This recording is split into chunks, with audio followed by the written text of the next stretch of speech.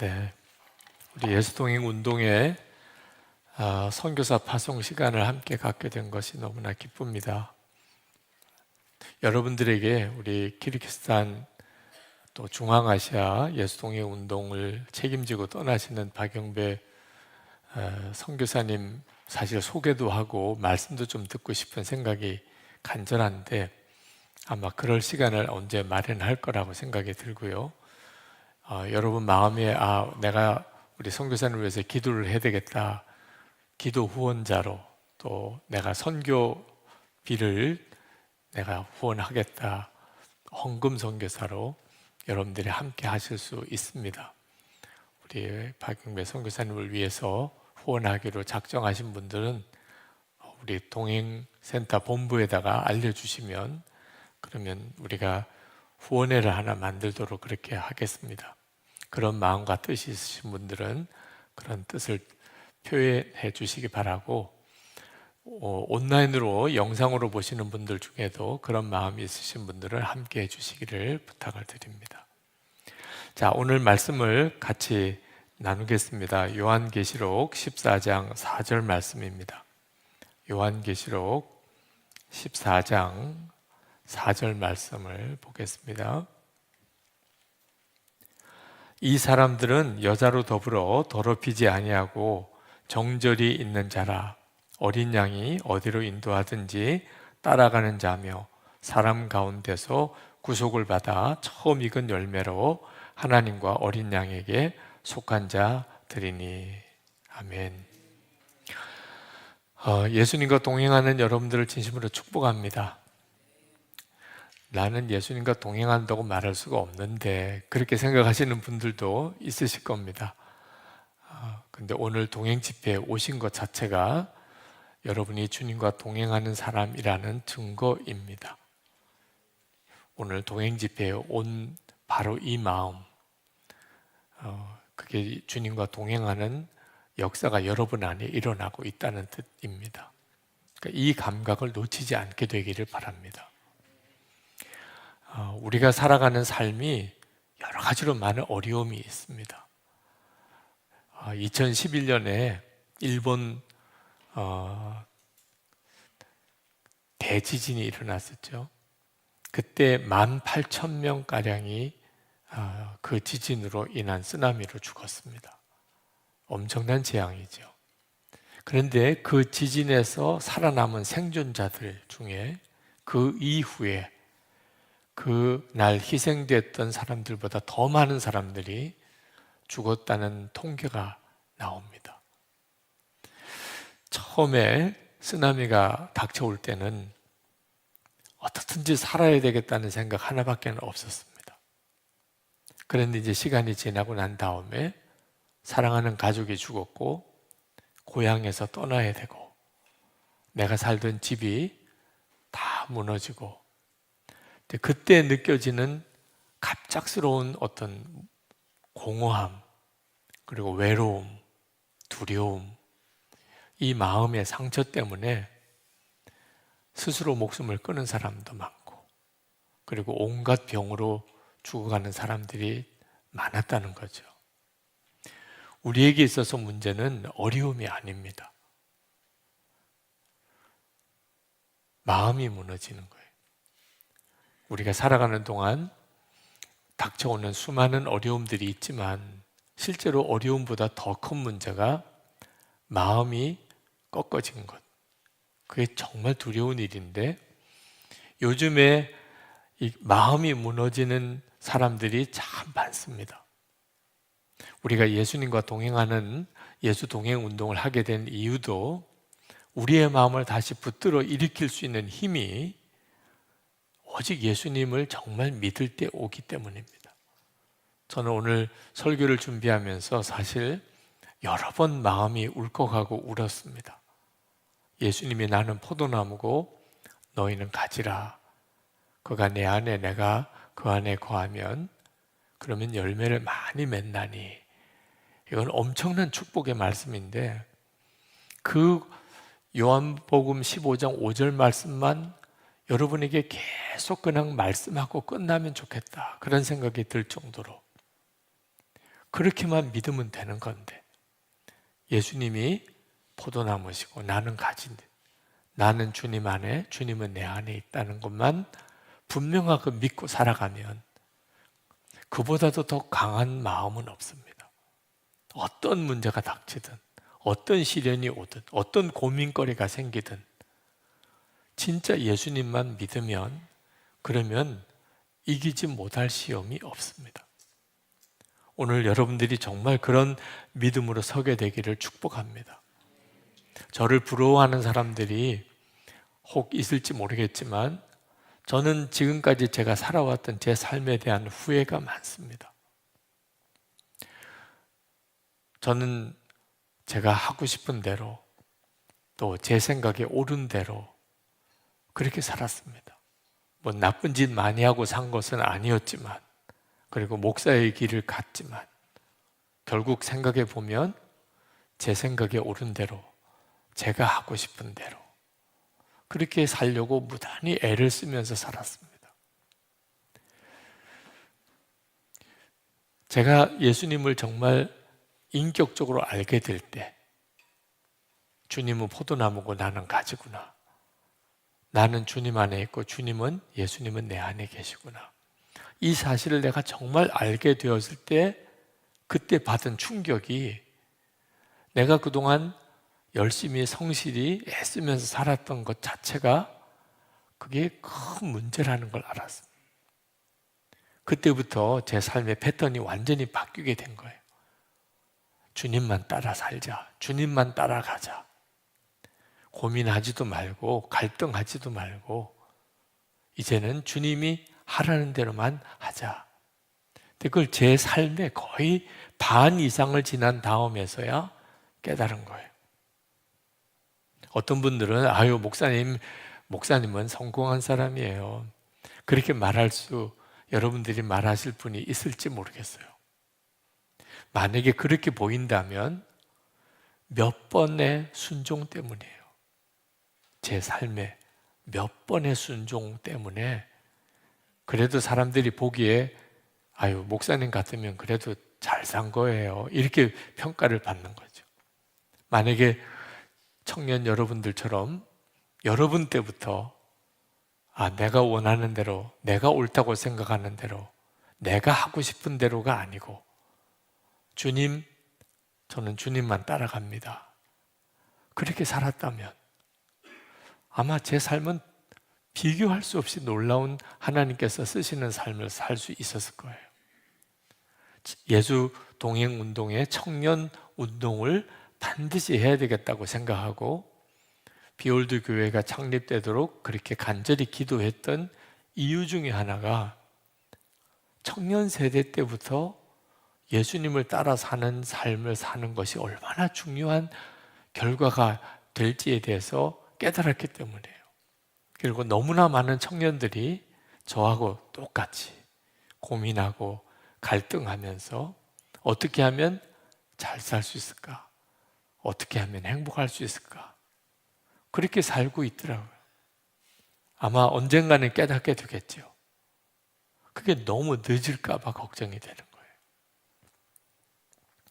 여러분 중에 내 앞길은 어떻게 열릴까 답답하신 분들이 있으실 겁니다. 뭐 청년도 그렇고 우리 일반 성도들도 앞날에 대한 답답함, 내게 좋은 날이 올 수 있을까, 뭐 이런 고민하시는 분들도 있으실 거고 오히려 두려움만 있는 분들도 있을 거예요. 그런데 꼭 아셔야 돼요.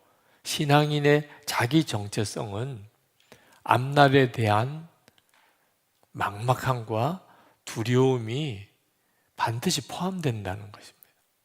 아브라함이 하나님의 부름을 받았을 때 성경은 말하기를 그가 갈 바를 알지 못하고 고향 아비집을 떠났다고 그랬어요. 그게 아브라함이 하나님을 믿고 살았던 시작입니다. 갈 바를 알지 못하고 내가 지금 어디로 가게 되는 건지 확실하지가 않아요. 우리가 예수님만 따라 산다고 한다면, 예수님만 믿고 산다고 한다면 좀 막막한 느낌이 들 수가 있습니다. 만약에 공부를 하거나 어느 학교를 가거나 무엇을 전공을 하거나 할 때는 다 내다보는 계산이 있잖아요. 이렇게 되면 그 다음 단계는 저렇게 되고 그 다음에 이렇게 살리라. 근데 예수님만 따라 살라고 하는 말은 너무 막연하게 들리는 겁니다. 그래서 많은 청년들에게 예수님만 따라 사는 것이 별로 매력적이지 않는 거예요. 여러분, 요셉도 그랬고 다윗도 그랬고 다니엘도 그랬고 얼마나 앞이 막막했을까요? 앞이 보이지 않는 것 같은 느낌이에요. 근데 그들이 훌륭한 하나님의 사람들이었습니다. 그러니까 우리의 앞날은 그냥 예수님이신 거예요. 여러분들도 꼭 그렇게 되시기를 원하는 겁니다. 여러분들의 미래를 여러분들이 그동안에 구체적으로 생각했던 것, 내가 어떤 직장을 가지고 내가 어떤 얼마만큼의 어떤 소유를 내가 갖고 내가 얼마만큼의 어떤 성취를 이루고 여기에다가 두지 마시고 여러분의 소원을 예수 그리스도, 그분이 길이라고 했으니까 예수 그리스도 그분에게만 두시는 삶을 살아보라는 거예요.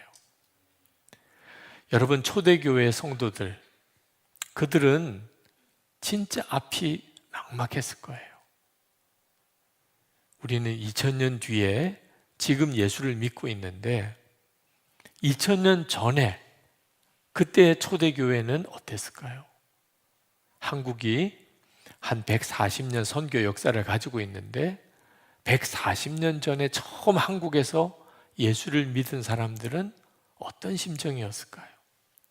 진짜 앞이 막막하지 않았겠어요? 근데 여러분, 한국 교회사 140년을 돌아보면서 이런 날이 올 거라고 그때 생각이나 했겠습니까? 2000년 전에 초대교회 성도들은 지금 전 세계에 이렇게 기독교인이 퍼져 있는 것을 상상이나 했겠어요? 사도 바울은 진짜 예수님만 따라 살기로 결단합니다. 그러기 위해서는 모든 것을 버려야 되었어요. 자기에게 유익하던 거 다 해로 여기고 배설물처럼 버리고 그리고 주님만 따라 살기로 작정하고 소아시아와 유럽으로 전도를 나갔습니다. 하나만 딱 붙잡았습니다. 주님만 따라가는 거. 그때 사도 바울이 얼마나 막막했을까요? 고린도로 가고 에베소로 가고 로마로 가고 한치 앞이 뭔가 이렇게 확실한 게 하나도 없었습니다. 근데 오직 예수님만 붙잡았어요. 예수님만 붙잡았고 주님만 따라갔다는 게 구체적으로 어떻게 했다는 겁니까? 예를 들면 빌립보에서 복음을 전하다가 부활의 예수님을 전하다가 붙들려서 감옥에 들어가서 푸시 매를 맞고 그리고 팔다리에 착고를 차고 지하 감옥에 던져졌어요. 그때 사도 바울이 한밤중에 하나님을 찬양했습니다. 감옥에 있는 죄수들이 다 들었다고 그랬어요. 예수님만 따라 살자. 주님만 따라가자. 어떤 상황과 여건이든지 두려워하지 말고 염려하지 말고 혼란스러워하지 말고 갈등하지 말고 어떤 상황이든지 하나님만 찬양하고 하나님께만 감사하자, 그런 거죠. 그랬더니 지진이 일어난 거예요. 우리도 지금도 우리 예수 동행 운동하는 청년들, 우리가 예수님만 따라 살자. 그게 가장 잘 사는 길이다. 그리고 어떤 상황이 오든지, 어떤 고난이 오든지, 어떤 어려움이 오든지 하나님께 감사하고 어떤 상황에서도 하나님을 찬양하는 사람이 진짜 두세 사람만 있으면 영적 지진이 일어난다고 저는 믿습니다. 그런 사람이 이 예수 동행 운동에서 청년들 가운데 일어나기를 바라는 거예요. 사도 바울이 그렇게 주님만 따라가는 삶을 살았더니 AD 100년에 그때 기독교인이 2만 5천 명 정도쯤 헤아립니다. 주후 100년쯤 되었을 때 전 세계 예수 믿는 사람이 2만 5천 명 정도. 근데 AD 310년경에 그때 당시에 전 세계 기독교인 수가 무려 2천만 명이 헤아리게 됩니다. 주님이 역사하시는 삶이 놀라운 거거든요. 여러분의 삶을 여러분 스스로가 노력하고 애써서 잘 살아보려고 애를 쓰는 것과 주 예수님이 여러분을 통하여 역사하시는 것은 이건 비교가 안 되는 거예요. 그렇게 살아보시기를 권하는 겁니다. 요한계시록 13장에 보면 사탄의 조종을 받고 있는 짐승이 정치와 경제, 전 세계의 정치와 경제 권력을 다 장악합니다. 그리고 사람들의 이마에 또 오른손에 666 표를 이렇게 심어주는 일을 그 요한계시록 13장에 쭉 기록하고 있습니다. 그런 날이 이제 온다는 거예요.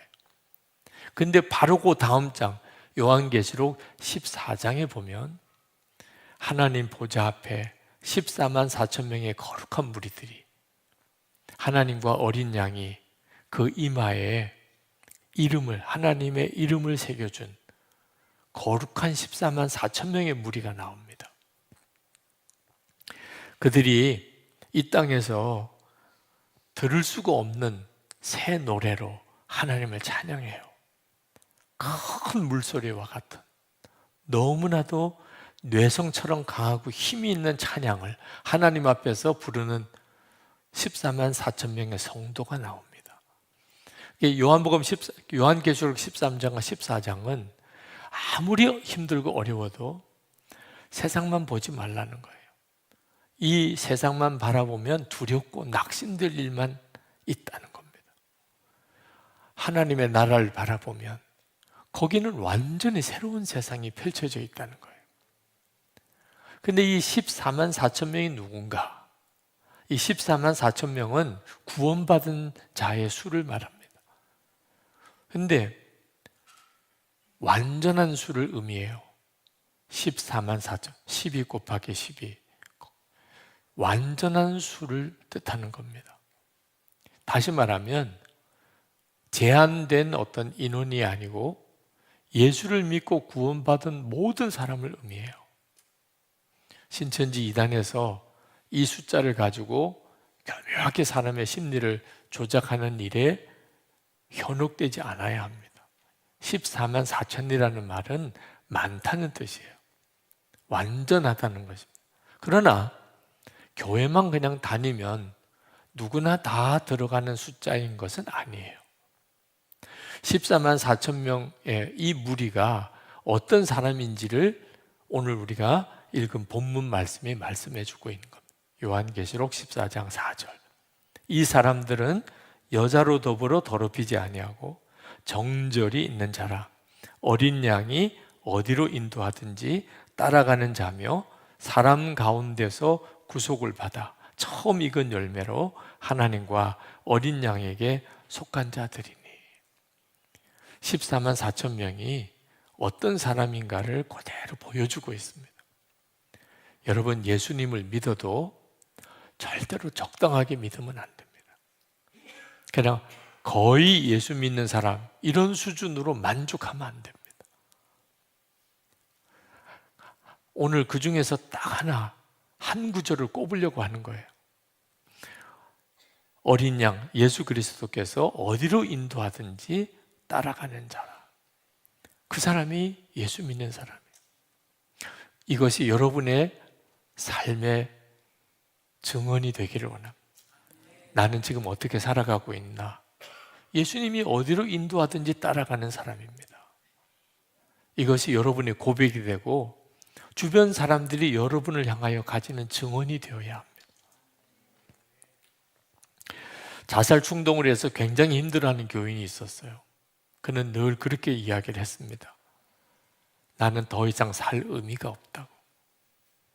여러분 중에도 더 이상 살 의미를 잃어버린 사람, 내가 왜 더 살아야 되는 거지? 의미가 없어 이제. 그런 사람들 여러분 중에도 있을 거예요. 차라리 죽는 게 낫지 뭐. 더 살아서 뭐해. 그런 사람도 있을 수 있어요. 근데 여러분, 역설적이지만 그런 마음이 드는 것도 큰 은혜예요. 제가 나는 죽고 예수로 사는 복음을 전하다 보면 많은 분들이 나는 죽고라는 부분에 힘들어해요. 왜 나만 죽어야 되나요? 왜 꼭 죽어야 되나요? 끊임없이 나 그렇게 사는 거거든요. 그런데 이미 내가 더 살아야 될 의미를 이제 잃어버렸어요. 나는 죽었다는 말이 그 사람에게 복음인 거죠. 그렇지 않아도 죽고 싶은데 죽었다니까. 이게 사실 어떤 사람에게는 정말 극복이 안 되는 문제입니다. 나 문제가. 그런데 나는 더 이상 살 의미가 없다. 그러면 답이 명확해집니다. 주님이 원하시는 대로 남은 세월을 살아보는 거예요. 여러분 중에도 여전히 그 문제 때문에 몸부림치는 사람이 있을 겁니다. 답을 명확하게 얻으셔야 돼요. 내가 나를 위해서 살려고 애를 쓰니까, 그러니까 다 망가지는 거예요. 주님이 역사를 못 하시는 거죠. 우리가 진짜 잘 사는 길은 내가 나를 위해서 사는 게 아니에요. 오직 나를 위해서 죽으셨던 주님을 위해서 사는 겁니다. 고린도서 5장 15절 말씀이에요. 그가 모든 사람을 대신하여 죽으심은 살아있는 자들로 하여금 다시는 그들 자신을 위하여 살지 않고 오직 그들을 대신하여 죽었다가 다시 살아나신 이를 위하여 살게 하려 함이라. 여러분, 아주 명확하게 이제부터는 정말 분명하게 나 위해서 살지 않고 예수님 위해서 산다. 주님 따라가며 산다. 하고 한번 살아보세요. 여러분 주변에 정말 관심을 가져줘야 될 분들이 있습니다. 주님의 마음을 품으면 보여요. 정말 위로의 말 한마디가 필요한 분들이 있어요. 나 자신을 위해서 살려고 하니까 안 보인 거예요. 근데 이제부터 주님을 위해서 살 거야. 나 주님만 따라갈 거야. 주님 어떻게 살아야 됩니까? 뭐 해야 됩니까? 그러면 보여요. 가족 중에나 이웃이나 교우나 또는 길거리를 지나가다가 말 한마디 따뜻한 말이 필요한 사람, 위로의 손길이 필요한 사람이 있어요. 돈 없어도 돼요. 주님의 마음만 있으면 돼요.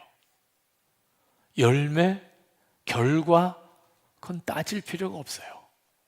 내가 주님께 순종해서 그에게 내가 선하게 대했더니 그 사람이 받아들여 주지 않아요.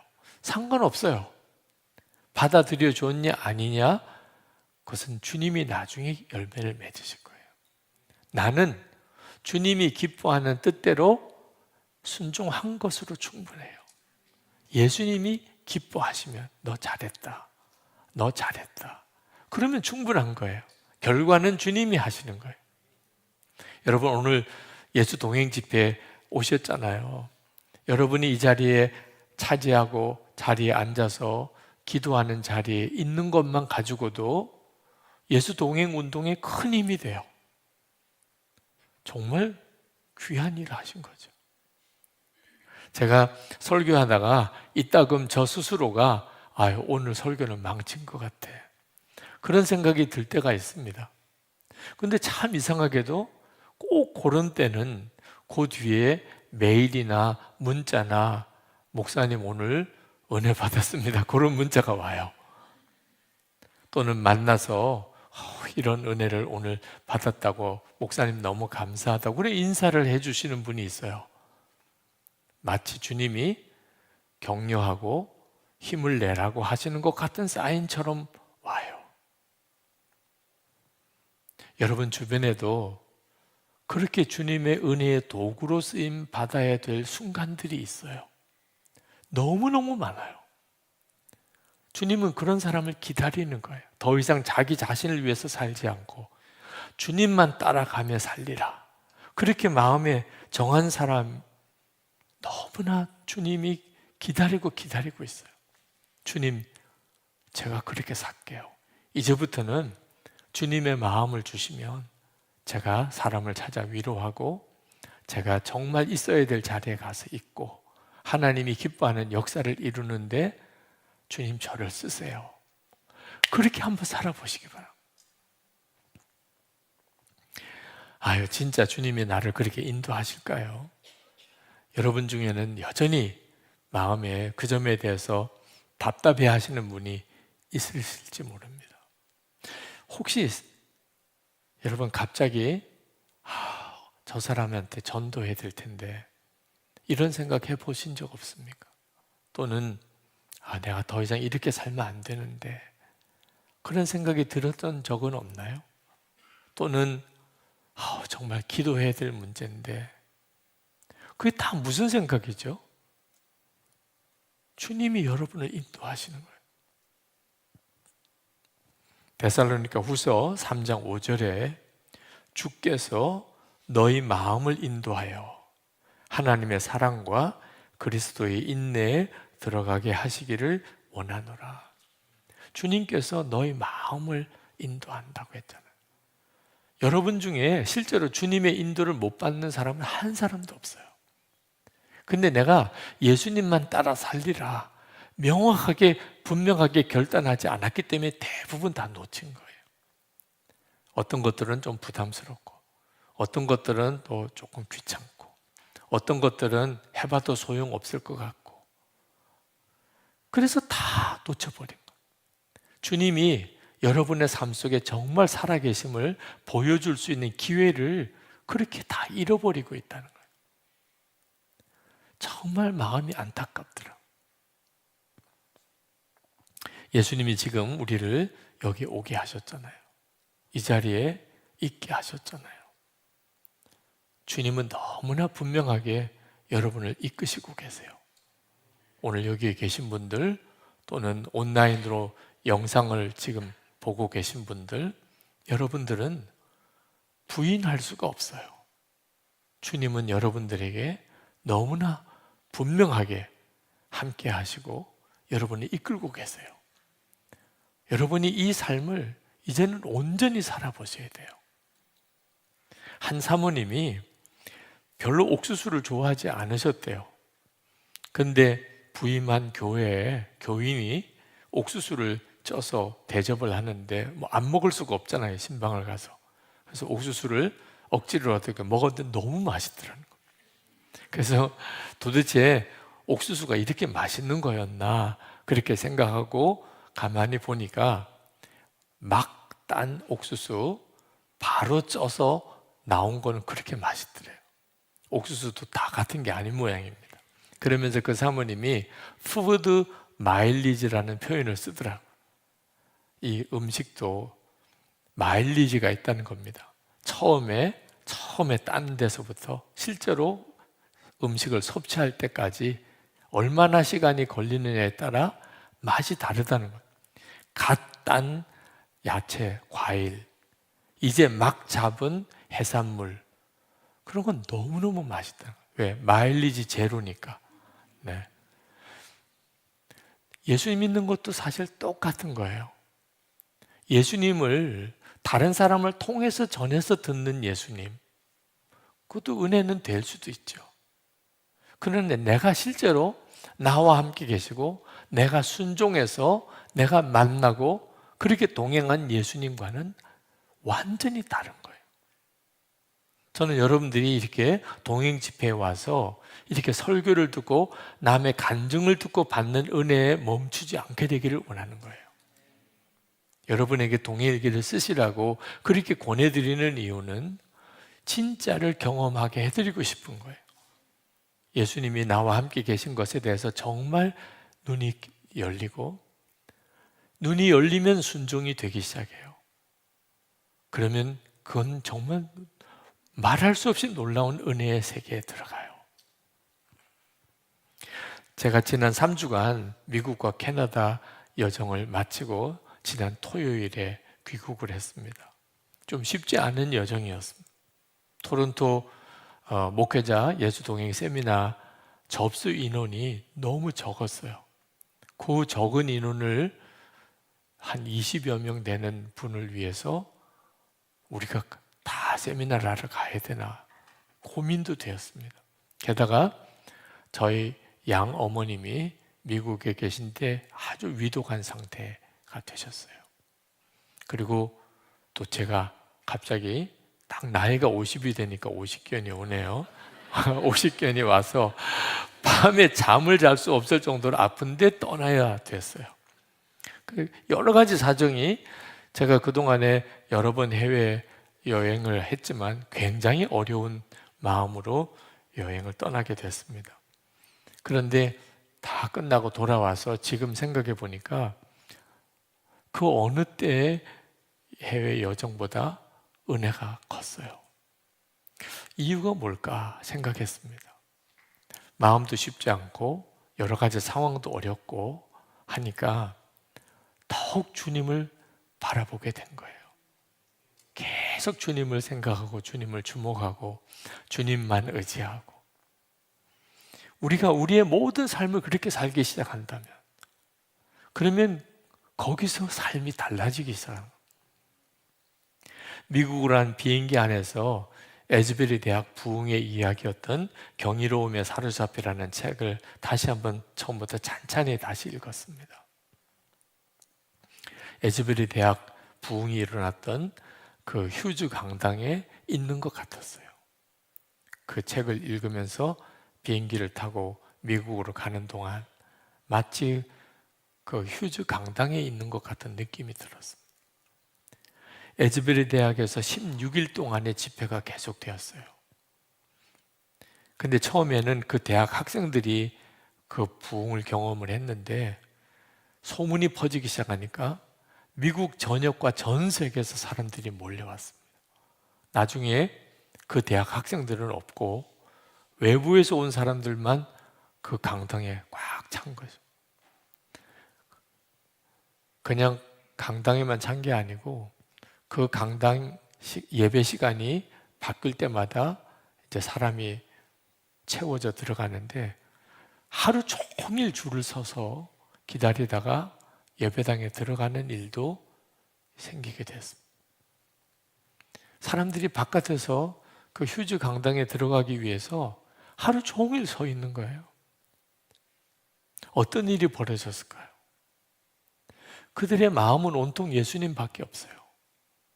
주님의 임재가 나타났다는 그 강당에 들어가 보고 싶은 소원, 나도 그렇게 주님의 임재 속에 들어가고 싶은 갈망, 그거 하나밖에 없었어요.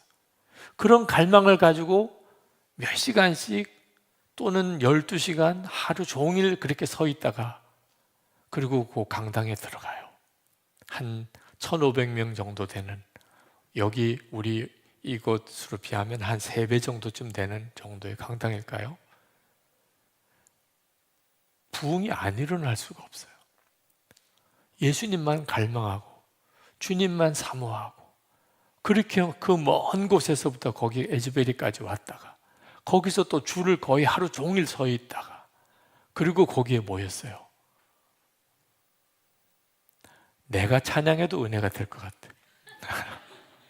찬양의 은사가 없는 제가 박자도 틀리고 곡조도 안 맞고 인도해도 그냥 은혜가 될 상황이 아니겠어요? 예수동행 집회는 사실 그런 뜻으로 시작을 한 겁니다. 한 주간 내내 주님을 사모하고 매일 일기를 쓰면서 주님을 바라보고 그렇게 주님으로 사는 성도들이 모이는 거예요. 그렇게 주님을 사모했던 찬양팀들이, 그렇게 주님을 사모하는 그런 안내자들이, 그렇게 주님만을 갈망하는 설교자가, 그렇게 주님을 사모하는 목회자들이, 성도들이 함께 모이면 어떤 일이 벌어질까?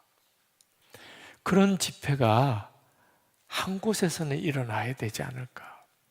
그래서 예수 동행 집회를 시작을 한 거예요. 올해부터. 여러분 정말 그렇게 살다가 우리가 목요일 저녁에 한번 모여보십시다. 우리가 그토록 갈망하는 주님의 강력한 임재를 공동체가 다 경험한다는 것이 어떤 것인지를 주님은 우리에게도 알게 하실 거예요.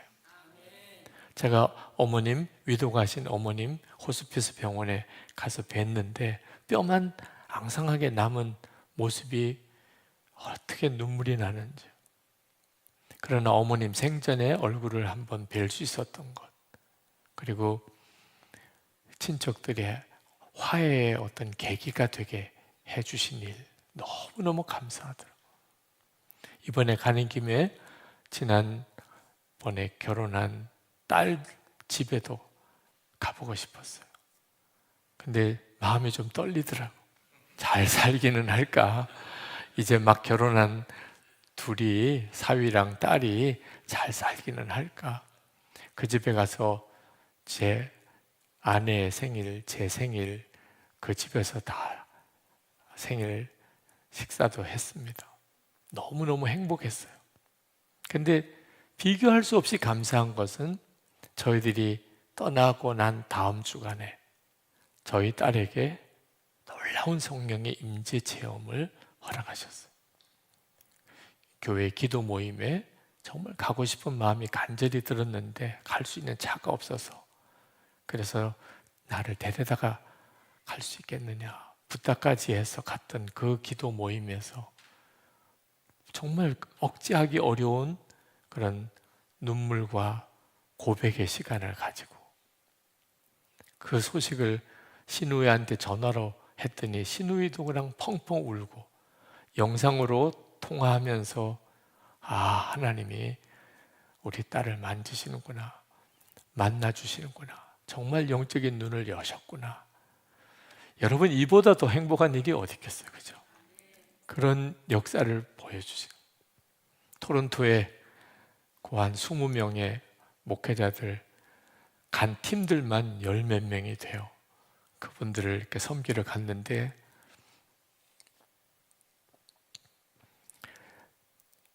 대가 지불을 하지 않고는 세미나에 오실 수 없는 분들이시더라고요. 해외 교민교회 목회가 지금 너무너무 어려운 처지에 있더라고요. 왜 접수하시는 목사님들이 적을까? 일을 하셔야 되니까 낮에 세미나에 올 수가 없는 거예요. 그나마 다 포기하고 오신 분들이 그분들, 그마저도 안 되는 분들은 너무 아쉬워하면서 못 오시고 3일 동안 그분들과 함께 웃고 울고 하면서 주님과 동행하는 삶을 나눌 때 정말 주님께서 빛으로 그 목회자들과 사모님들 가운데 임하시는 것이 느껴졌어요. 저 개인적으로도 그 이전에 세미나 하면서 많은 강의를 했었지만 이번처럼 말씀이 더 간절해지고 제가 주님과 동행하는 길을 가는 것이 분명해지는 경험이 이전에는 없었지 않았나 이런 생각이 들어요. 주님은 계속 말씀하세요. 사람의 수를 계산하지 마라. 진짜 주님과 동행하려고 하는 마음이 있는 두세 사람을 찾고 그들을 세워주라.